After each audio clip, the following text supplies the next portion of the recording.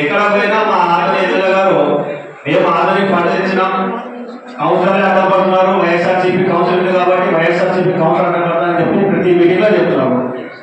మళ్ళీ డబ్బులు తెచ్చితే వాళ్ళే ఎందుకు అభివృద్ధి చెప్పాలని జరగడం లేదు. ఉదాహరణ మా వాడే తీసుకుంటారు, దాదాపు 10 నెలలు అయినాయి ఇప్పటికి, మురుగులు పడిపోయినాయి నిజాముద్దీన్ కాలంలో 2 నెలల్లో కట్టిస్తారని చెప్పిన పెద్దలు ఇప్పుడు వరకు కూడా దాన్ని అస్సలు ఏమేమి లేవు. ఇంక ఎవరు కూడా మా ఏరియా ఆడుకుంటారు, మరి ఆయన చెప్పిన వాళ్ళే ఎక్కడ అసలు అభివృద్ధి చేసే పని ఉందా లేదా మన వాటిలో, మన ఊళ్ళో మన మున్సిపాలిటీ ఉందా లేదా అభివృద్ధి చేసే డబ్బులు.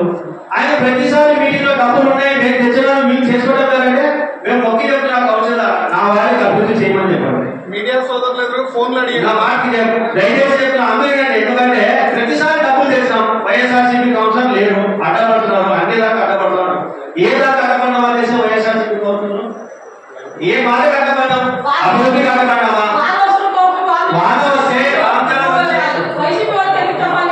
వాన వస్తే కొడలపేట కానీ పూలిమల్ల గుడ్డేకాలు బార్పేట్ బోయగేరి అన్ని నిండిపోయి నీళ్ళగా తిరిగిపోయినాయి. ఏమైనా ఏమైనా ఇచ్చినారా, ఏమైనా అభివృద్ధి చేసినారా అంటే ఫండ్ ఉండేది కదా మున్సిపాలిటీలో చెప్పండి. అది సార్ మాకు తెలుసా, సార్ నన్ను ప్రశ్నిస్తారు బయట పోతే ఎక్కడ పోయినా నువ్వు మాట్లాడే కోసం నీకు మాట్లాడే కాదంటారు.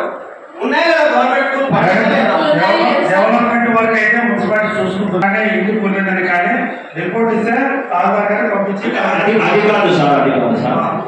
ఆదోని అభివృద్ధి చేసేది ఇప్పుడు డ్రైనేజ్ ఉన్నాయి, రోడ్లు ఉన్నాయి. ఇప్పుడు నా ఏరియా మరి ఎందుకు మా వారిలో పని జరగలేదు? సరే 15 లో అయ్యింది, మైనార్టీ కాలంలో 15 లో పెట్టారు, వెంకటేశ్వర కాలనీ డ్రైనేజ్ పెట్టారు, నిజాముద్దీన్ కాలనీ డ్రైనేజ్ పెట్టారు.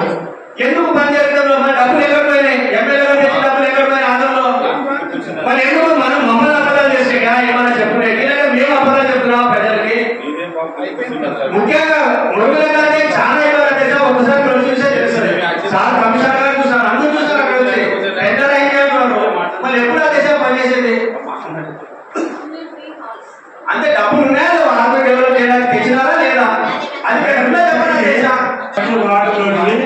4 సార్లు టెండర్ పిలిచాడు, 4 సార్లు టెండర్ వ్యాపారం డబ్బులు కావాలి సార్.